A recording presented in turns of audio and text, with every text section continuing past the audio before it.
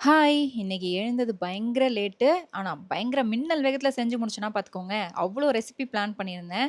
பொங்கல், வடை, chutney, Adhya lunch பாக்ஸுக்கு fried rice, அவனுக்கு ஹெல்தியான ஸ்நாக் குடுத்து அனுப்பணும் அப்படின்னு ஸ்கூல்லேருந்து சர்க்குலர் வந்துருச்சு. நெக்ஸ்ட் வீக்லேருந்து நான் யூசுவலா ஹெல்தியா தான் குடுத்து அனுப்புவேன் ஃப்ரூட்ஸ் எல்லாம் வச்சு.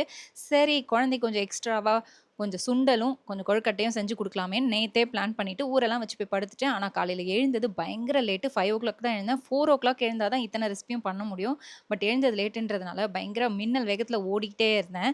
ஸோ வடை செய்யும்போது எப்பவுமே நான் கிரைண்டர்ல தான் அரைக்க அரைக்க போடுவேன். மிக்ஸியில அரைச்சா எனக்கு செட்டே ஆகாது. ஸோ அதுதான் கொஞ்சம் லேட் ஆயிடுச்சு. நான் ஒரு டிப்பும் சொல்றேன். நீங்க வடைக்கு வந்து கிரைண்டர்ல அரைப்பீங்களா? இல்ல மிக்ஸியில அரைப்பீங்களான்னு சொல்லுங்க. எதுல அரைச்சாலுமே நீங்க கொஞ்சம் ஆனியன் வந்து போடுவீங்க அப்படின்னா, உடனே செஞ்சு சாப்பிட்டுருங்க. இல்ல நான் ரொம்ப நேரம் கழிச்சு தான் செய்ய போறேன் அப்படின்னா, ஆனியன் போடவே போடாதீங்க. ஏன்னா வடை வந்து ஆனியன் போட்டீங்கன்னா சாகி ஆயிடும். ஸோ வடைக்கு ஆனியன் போடாம நீங்க சுட்டு பாருங்க. செம கிரிஸ்பியா ரொம்ப நேரத்துக்கு இருக்கும். இது ஒரு டிப். ட்ரை பண்ணிட்டு எப்படி வந்திருக்குன்னு சொல்லுங்க. சைட் பை சைடா அப்படியே கொழுக்கட்டையும் வேக வச்சுட்டு, அவனுக்கும் பிரேக்ஃபாஸ்ட்ட ஊட்டி விட்டுட்டு, லஞ்ச் பேக்ஸையும் பேக் பண்ணி அவன கொண்டு போய் ஸ்கூல்ல விட்டுட்டு, திரும்பி வந்து செம்ம தலைவலி சுட சுட இந்த காஃபிய போட்டு குடிச்சு, நிம்மதியா உட்காந்து ஒரு 2 மினிட்ஸ் டிவிய பார்த்ததுக்கு அப்புறம் தான் எனக்கு நிம்மதியாச்சு.